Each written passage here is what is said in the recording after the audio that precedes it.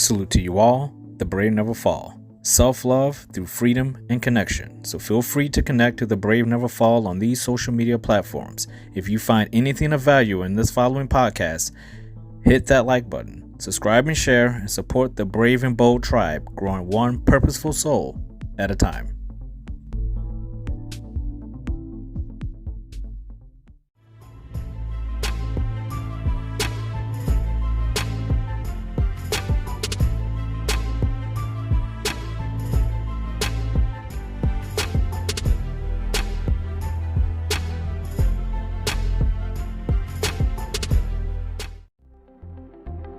There are no coincidences in life. The strength you have is real. Each breath you take is a blessing. Don't give up, give more. Believe in yourself and trust yourself.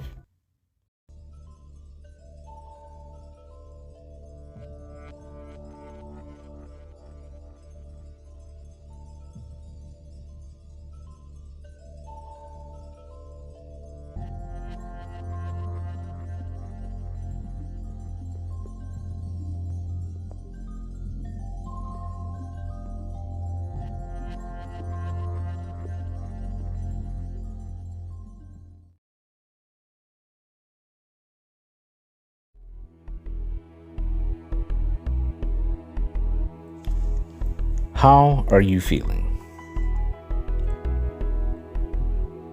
Take a moment to do a self-check-in for yourself. How are you feeling mentally? How are you feeling emotionally? How are you feeling physically? How are you feeling spiritually? Are you feeling balanced? Are you still journeying on an intentional, purposeful path? How are you feeling?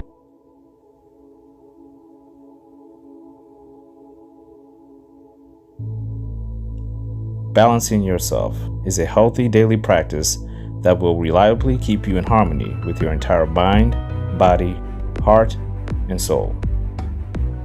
Clear your mind. Take a moment of silence for yourself right now in the moment. You are here now. How are you feeling?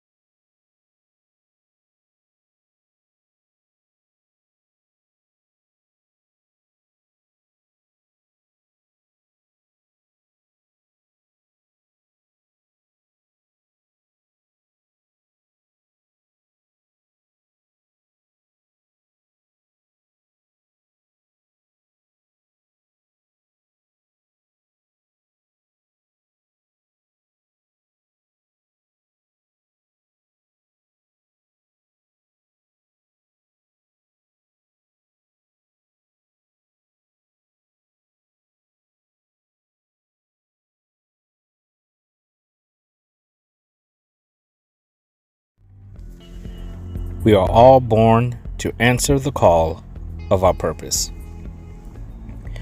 Our purpose in life is to locate our purpose. Locate it, retrieve it, nurture it, cultivate it, grow it, change it when need be, adapt with it, evolve with it, but fulfill it. Fulfill it and fulfill it in the most peaceful way you possibly can, in the most free yet connected way you possibly can. It starts with you. Your purpose is you. Your purpose is synonymous with your soul, with your spirit, with your mind, your body, your heart, and your soul. Your purpose is you. You are purposeful just for the fact that you were born, that you are here now. Whatever you're doing, or whatever you're not doing, whatever I'm doing, whatever I'm not doing, it is either for our purpose or against it. A call will be made to you through life. What do you say? What do? You gonna answer the call or run from the call? Brave, bold, courage. These are things that are needed to fulfill purpose. These are things that are needed every day, every single day, every single moment cannot be wasted. We need this to fulfill purpose. And without purpose, there is no link to our freedom. There is no link to our connection with other people. We are aimless if we don't have purpose. We are pointless if we don't have purpose. And no one on this planet is pointless. We all have a purpose. Whether we see it clearly or whether it's blurred, we know we have a purpose. Whether we believe that time is gone, hasn't shown up yet, maybe we missed it, maybe we'll have it tomorrow. The important thing is that we recognize it and we act when it's time to act. Otherwise, we are here for no reason. And that is not true, because we are all here for a reason.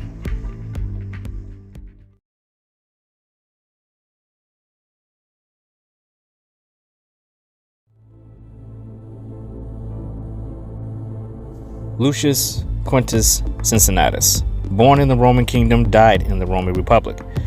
Cincinnatus drew his first breath in 519 BCE, a Roman statesman who gained the fame for his selfless devotion to the Republic in times of crisis and for giving up the reins of power when the crisis was over. The core of the tradition holds that in 458, Cincinnatus was appointed dictator of Rome in order to rescue a consular army that was surrounded by the Achoi on Mount Algidus. At the time of this appointment, he was working on a small farm. He is said to have defeated the enemy in a single day and celebrated the triumph in Rome. Cincinnatus maintained his authority only long enough to bring Rome through the emergency. He then resigned and returned to his farm.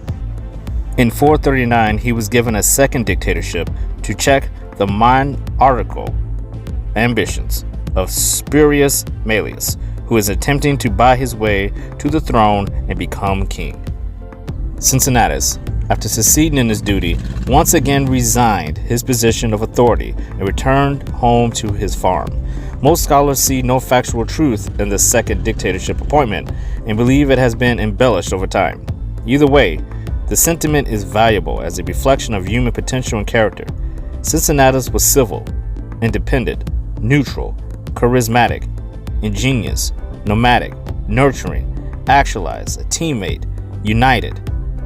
He brought salvation. When offered a choice, he chose not to be comfortable. When he completed his task, his duty, his purpose, he returned to be comfortable, but never complacent, ignorant, or rigid. For when he was called upon again, he turned his back on being comfortable and returned to his purpose as a leader of people. He returned to his purpose, one version of it, and once fulfilled, Cincinnatus returned to his farm, the other version of his purpose. Cincinnatus found purpose in all things, places, and people in his life.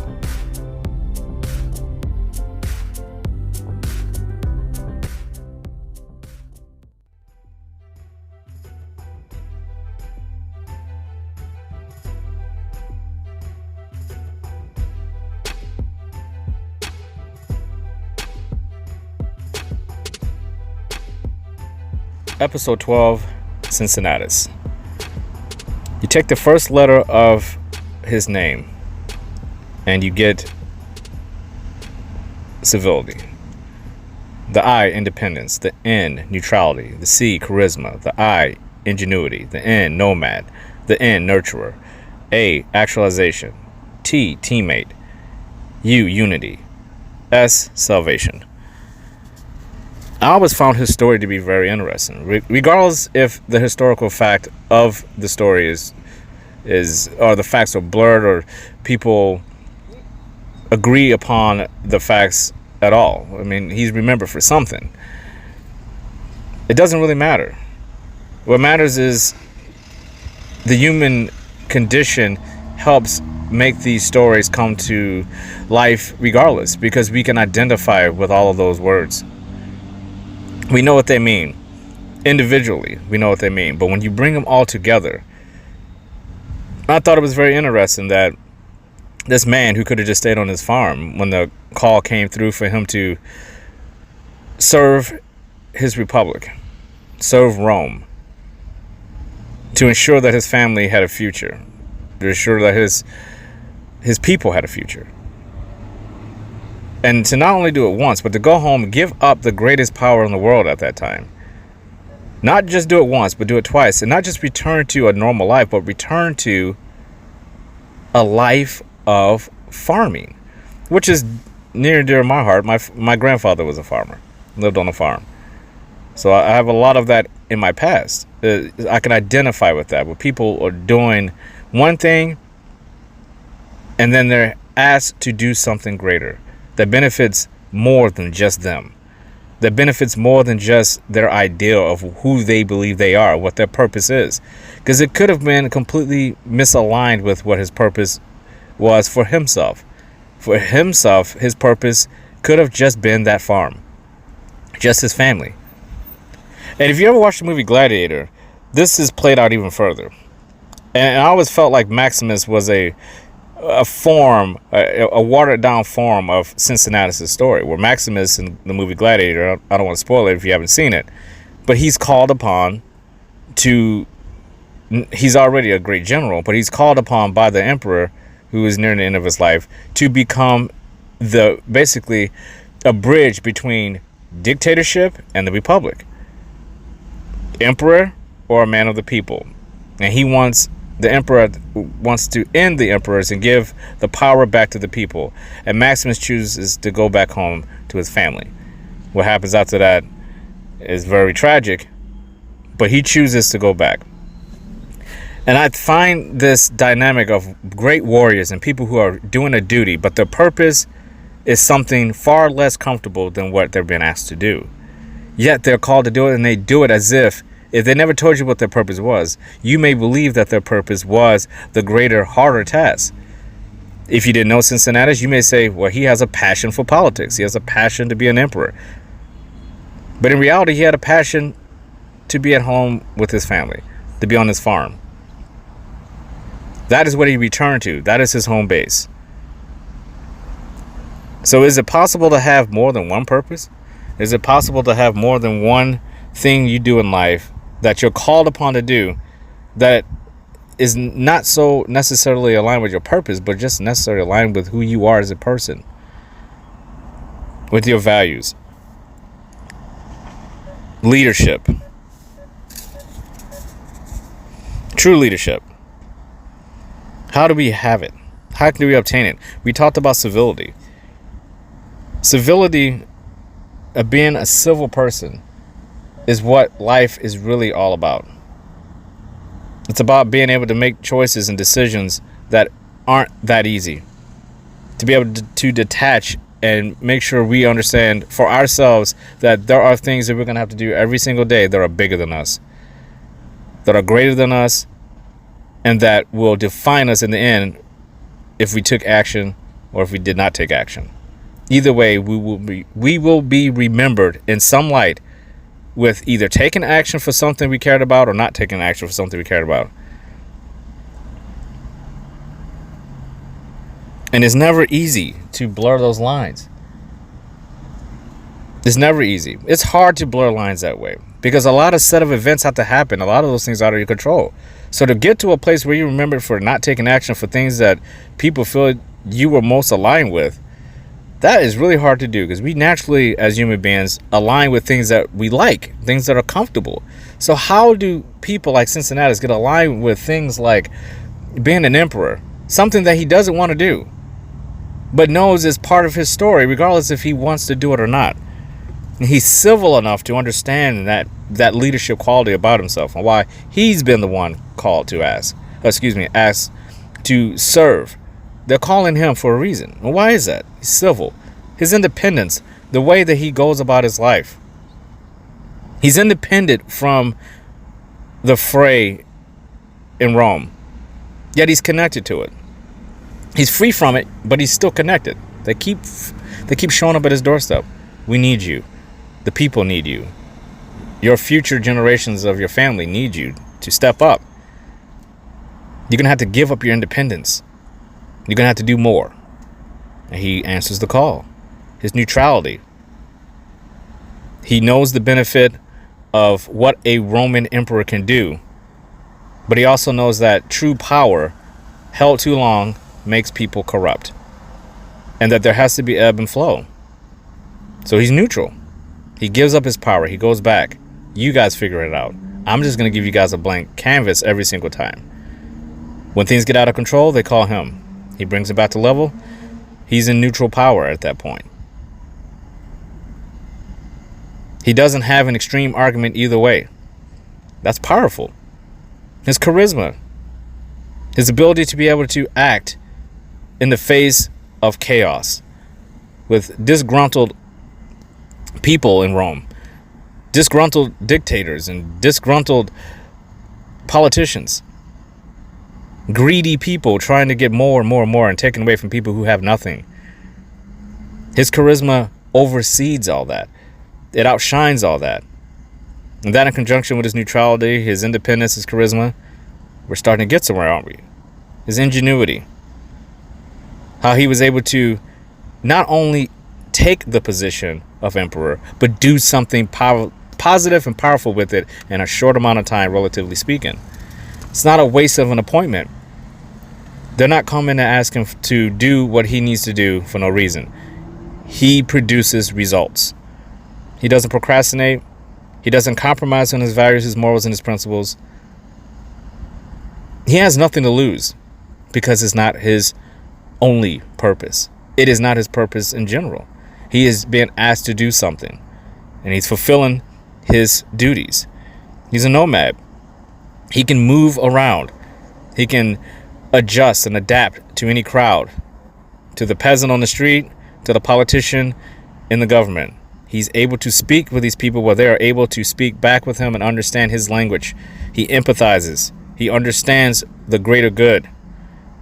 That having an extreme position is never a healthy thing. To have an extreme power will only cause you more chaos. He's a nurturer. He nurtures his people. He nurtures the politicians. He nurtures his family. He nurtures his farmland. He nurtures his position as emperor.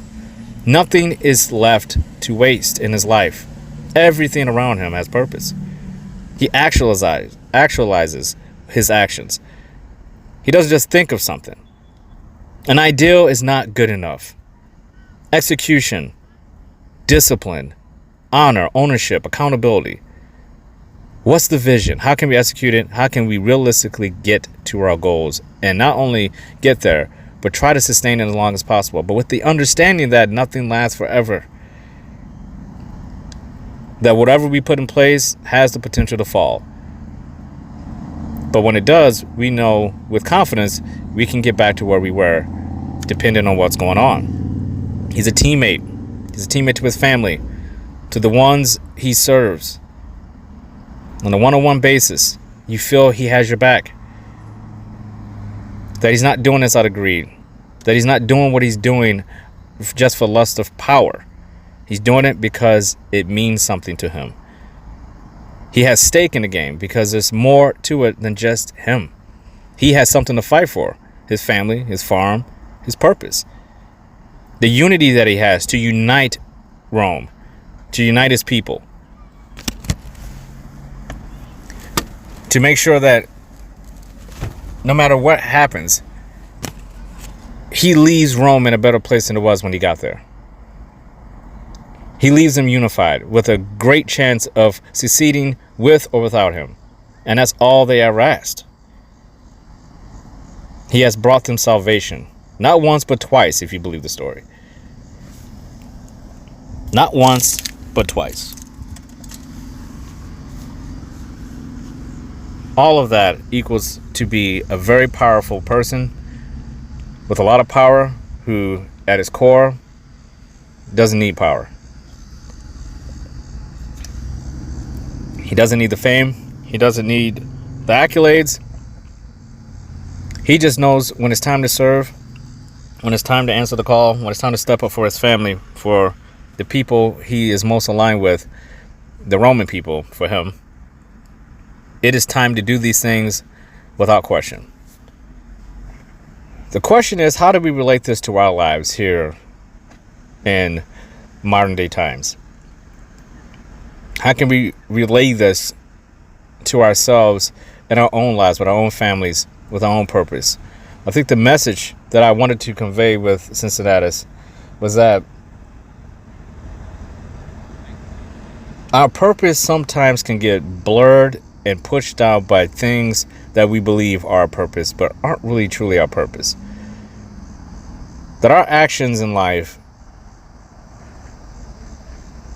come with a cost because of the fact that we are always growing. So we can think one year, oh, this is my purpose. And then a few things that happened within that year, and then we're thinking, okay, wait, maybe this was my purpose. But in the end, who knew what Cincinnatus' true purpose was while he was doing all this? It could have very well as easily have been the other way around, where he could have been a corrupt dictator emperor who refused to give up his power and was slain by the hands of the Republic. We romanticize stories like this, of course we do, but we do it all the time. We do it all the time. In our own worlds, in our own lives, in our own way, we don't think deep and long enough about things like this, about how all those little intricacies come together with the charisma and actualizing things. I'm having a hard time saying that word today. Actualizing things, being a teammate, how to get to salvation for ourselves. These are words that we see all the time. But when you stick all these words together and you think, what if I did all this in one day? What if I try to mimic as much of this every single day? I started thinking, maybe this should be something that I share. Because a lot of those things are just common basic principles and morals and things that we have in life that we're taught a lot of times as children, but over time, life just kind of soaks it out of us. Just robs us of those values and those virtues that we learned as a kid, that we romanticized as a child. When we read books and watch movies and we talk to other people and we say, oh, I want to be an astronaut, I want to be a doctor, I want to be this, all these big things, and then we end up quote unquote normal, like there's anything wrong with that. There's no such thing as normal. Everybody we are doing what we're doing. Everybody is in the spot they're in for a number of reasons, countless reasons. And it's almost a pointless exercise to try to figure out what all those reasons are and what they mean and how they join together. It's like having a billion Lego pieces and saying, let's build something, and when we build it, we're going to tear it all down and try to rebuild the exact same thing with all these billions of pieces. It's just an impossible waste of time task when we can just say, we have all these pieces, what can we just build, enjoy it, and if it gets busted down, we can rebuild something else. We can start thinking of life in terms of this. Stop overthinking. To me, that's what a lot of this comes down to, is trust. Cincinnatus trusted himself. He trusted that the process for which he was giving up his farm life for and his family for, the process had to work. He had to trust that he would make a difference in the first place. So why leave the place that he loves? Why do the things that he's doing if he believed the process was that corrupt where he could not accomplish his mission? So if we are doing things and we don't have the trust that any good is going to come out of what we're doing, then why are we doing it? And if we're doing a certain thing and we're having to give up something like our civility, we lose the ability to nurture. We don't see any situation where salvation can be met. Why are we doing it? That cannot mean purpose for us. I have thought long and hard about all these concepts. That any action taken, there are things that are within us that will convince ourselves. We convince ourselves that this certain thing is important. This certain person is important.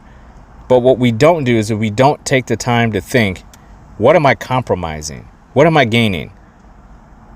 Or am I being selfish? Should I be doing something that I don't necessarily want to do, but I need to be doing it? Being selfish in a time of crisis in your life or in someone else's life. When you see someone else going through something, you're saying, I got to worry about myself. I could help, but I got to worry about myself. People get that confused with self-love, and it's only self-love sometimes is looked at as selfish because people say, well, you have self-love for yourself, you are building it, so there's no room for anyone else because it's always going to come back to you have to look after yourself. And to a certain extent that is true, but another good thing about self-love is that self-love does not mean you're selfish. Self-love means you are just extremely aware, empathetic, and you understand how to trust yourself with certain situations. And you know when there's time to act, when it's time to answer the call. You trust yourself to know this is not a good time for me to do this because of A, B, and C. Someone is going to see that as selfish because you came up with reasons with A, B, and C. But there are other people who are going to say, no, he's not going to, or she's not going to compromise certain values and principles and boundaries they have set for themselves just to do something for someone else when the outcome is a big question mark, a big red flag. There's a difference between being overly helpy and wanting to help everyone and being gullible and submissive to the wrong cause, to the wrong person, place, or thing. Trust in yourself to know when to pick your battle, so to speak. To know this is a time for me to team up with this person. I need to be unified with these people. Because I can see, through the trust I have in myself, I can see that the outcome is going to benefit not only me, but these people who are relying on me and who have asked me to answer the call. Saying no is my right. It's always our birthright to say no to whatever we want, or to say yes to whatever we want. But it's also our responsibility to own up to those consequences and those reactions and all those outcomes that come along with whatever we come up with. A blueprint of life that we make for ourselves each day is adjusted. The numbers do get adjusted. Our lives are not like mathematics. They're not just so rigid that we can't make adjustments. Adjustments with the numbers can be made. Adjustments with the purpose can be made. But one thing that cannot be adjusted is your ability to go back to change something. That's where trust comes in. We don't have time to sit back and say, let me think of how I can invent a time machine to go back to change a couple of things because I would like a fresh start. That's where trust comes into play. We cannot get complacent with who we are. And how do we figure this out? Because we figure this out by knowing who and what we are in the first place. We minimize all that regret and looking back and saying I made the wrong decision by knowing at all times who we are right now. Because then we don't have to go back so far. We can go back to, look, I know my morals and principles and my values were where I wanted them to be at this time. I don't have to go back any further than that, because anything further than that, I'm not that person. I'm the person who I was at this point, but I'm also growing. That shortens the time you have to go back and regret and look down upon yourself as a failure. Because at any point, we can choose to correct anything. At any point, we can choose to stand up and say, okay, I know I haven't been stepping up to the plate. I know I haven't been putting in enough work. I know I haven't done what I know I can and should do. But damn it, I'm going to do it now. I'm going to start right now. Because my story is not over. My story begins anew every single day. All of our stories begin anew every single day. We are not the outcomes of yesterday. We are only the precursors for tomorrow. Our vessels, who we are right now, we can give ourselves a gift every single day for tomorrow, right now, by doing the right things.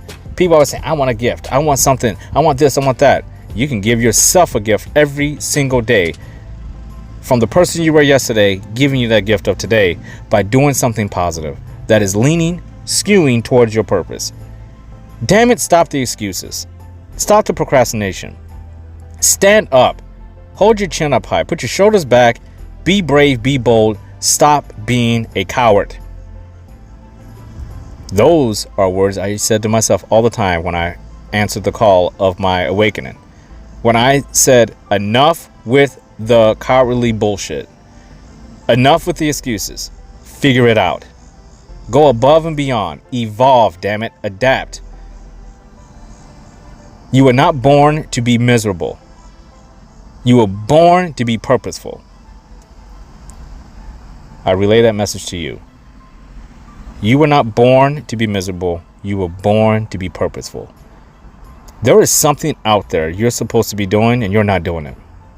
I'm speaking to you. If you're listening to me, if you listen to this podcast, I'm speaking to you directly. What is it out there that you know you should be doing and you're not doing it? What is it? And we all have one. I have one. There's always something that we should be doing that we're not doing. There's always something that we're holding on to that we need to let go of. What is it? Ask yourself right now, what is it? What is it you're holding on to that you need to let go of so that damn wound can heal? So you can fill that void with something more purposeful that's going to benefit people who are relying on you. You see that box in the corner? It says excuses on it. Take it out to the trash, throw it away. And if you have the time, burn it. There's another box behind it. It says purpose. Pick it up and dig through it. Figure it out. Dust off the cobwebs of your virtue. Dust off the cobwebs of your courage and your bravery. And damn it, dust off the cobwebs of your purpose. Go look in the mirror. Wipe it off. Get it crystal freaking clear. Look yourself dead in the eyes and look into your soul. Find out what it is you're made of. Life is not guaranteed 1 second further for you, for me, or for anyone. If you take anything away from Cincinnatus, from this Purple Podcast, Purple Wave Podcast, I should say. If you've listened to all of them, if you made it through all of this, the one thing I want you to take away is you are more. You are. You are. You are whatever you are. Whatever you feeling right now, that's what you are. Good, bad, or ugly, that's you. So who are you? What do you want to be? As we move into Color Wave Black, you are is the premise. What are you? What are you right now in this moment? Not what you want to be, not what you were. What are you right now? What are you right now? And are you passing the baton to yourself tomorrow in a healthy way? Or are you fumbling and dropping the baton all over the place? How many excuses have you made? How many promises have you broken to yourself? How many times are you going to accept failure? And how many times are you going to cry about things you have control over? I ask myself these questions. I deal with these emotions. My mind, my heart, my body, my soul has to balance out. And the only reason why I'm doing these podcasts is because I have figured out a way to do that. And I'm confident enough to say it. I trust myself enough to say that for myself, I have figured it out. And it would be selfish of me to keep it all inside. The way to salvation is through brutal honesty about who you really are and what you're capable of. And to take selfishness and throw it in the fucking trash. There is no room to be selfish in this world. The only thing you have to be selfish about is your self-love. And that's only on the grounds and basis and foundation of good morals, values, and principles. And if you don't have that, then you're just being flat out selfish.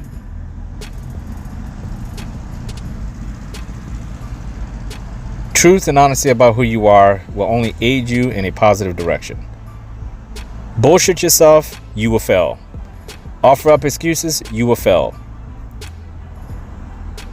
You want positive things? You want positive outcomes? Own up to your negative outcomes and your failures that you brought upon yourself. Again, I told myself these things over and over and over again, and that is how I had my awakening, by being brutally honest with myself about every aspect. But you're not alone. That's why we have teammates. That's why we're united with people who are aligned with us. But what are we doing every day if we don't have purpose? If we don't have some kind of beacon, some light, something in front of us to lead us? But not just through some valley of flowers and freaking butterflies and rainbows. Lead us through things that are going to help us grow. Wheat field. Mountain top volcano. Repeat. Wheat field. Mountain volcano. Get some peace. Overcome something even larger. Repeat. Life is going to do that to you regardless if you want it or not. Ask yourself a question. Are you doing enough? Ask yourself a question. Is there more you could do? Ask yourself a question. Why aren't you in the place you feel you need to be? Ask yourself a question. When people ask you to stand up and do the things you know you want for your life, or maybe you don't want for your life, what are your reactions? What are your outcomes? How are you dealing with everyday life?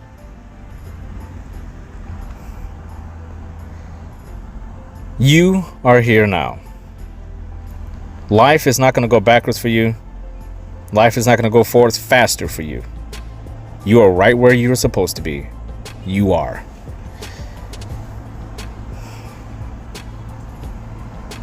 There's so much in life that we leave on the table every single day.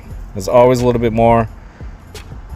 We have no problem being comfortable and succumbing and being submissive to things like sleeping and eating and having fun and being entertained by things. If we could put that same type of energy towards things that are tough and difficult and do things no matter what, whenever you have a moment to do something that benefits your purpose, once you start doing those things, you realize how addicting that actually is. You realize how it impacts other people, and you realize you're in much more control of your life than you ever thought you could be. And it's possible. It's so possible. If I can do it, anybody can do it. You just have to trust in yourself. You just have to let go of selfishness. You have to do more each day. You have to have ownership and accountability of who you are. You can't make promises you can't keep. You can't set goals that you have no plans on finishing. You can't be in relationships where you're not doing your part on your end. You can't have the money if you don't know how to earn it. Cincinnatus did something that I admire. Regardless if the story is true or not, it's a powerful message. It's just like if you believe in the Bible and you believe in Jesus. The story is powerful whether it happened or not. The question is, how do we apply it to our lives? What does it mean for ourselves and who we are? Right here and right now. This moment right now. This moment you are in right now. It's all that matters. It's who you are.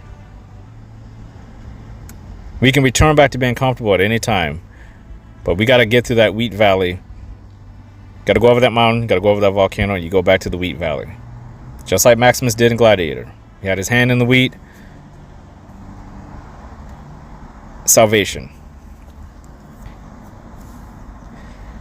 It's time to recognize who we are every single day and not give up on that. It's time to make who we are discipline. You're here because you're purposeful.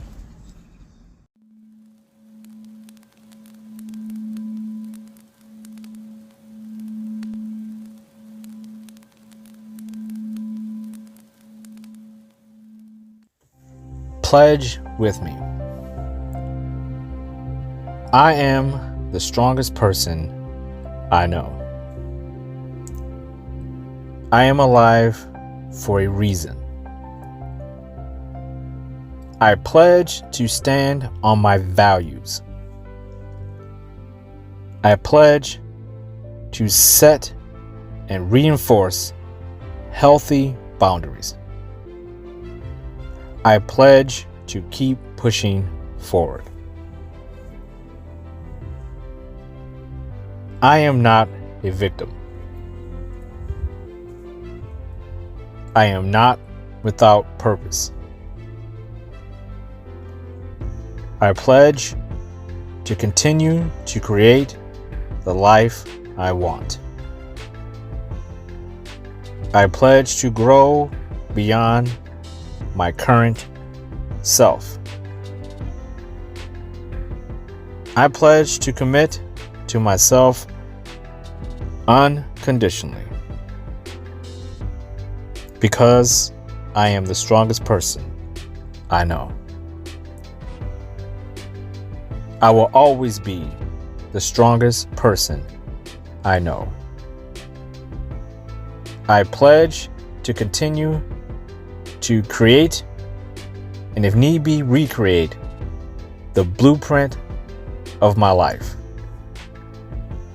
I pledge to accept and face any challenge and obstacle that comes my way, because I am the strongest person I know. I pledge I will remain who I am, here and now, and going forward, because I am the strongest person I know.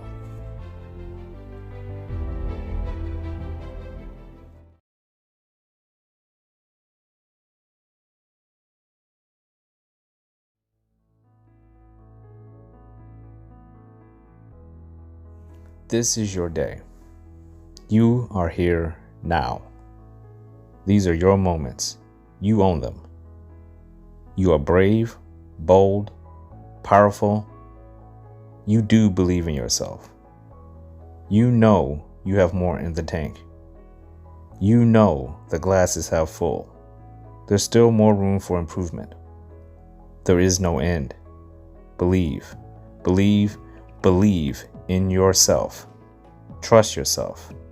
Trust that you can do whatever it takes to accomplish whatever you want from life. You don't procrastinate. You don't embellish. You don't lie. You are true to yourself always. Knowledge is in your mind. Peace is in your heart. Balance is in your body. Purpose is in your soul.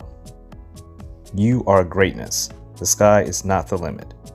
You have purpose, fulfilling, intentful purpose. You are here for a reason. You are unique. You are self-love, self-discipline, self-respect, self-control. You have self-awareness. You are joy, peace, and happiness. You are freedom, and you're connected to every person, place, and thing in the universe. And if no one has told you this today, I love you. You deserve to hear that. Salute to you all. The brave never fall. Learn, laugh, and level up.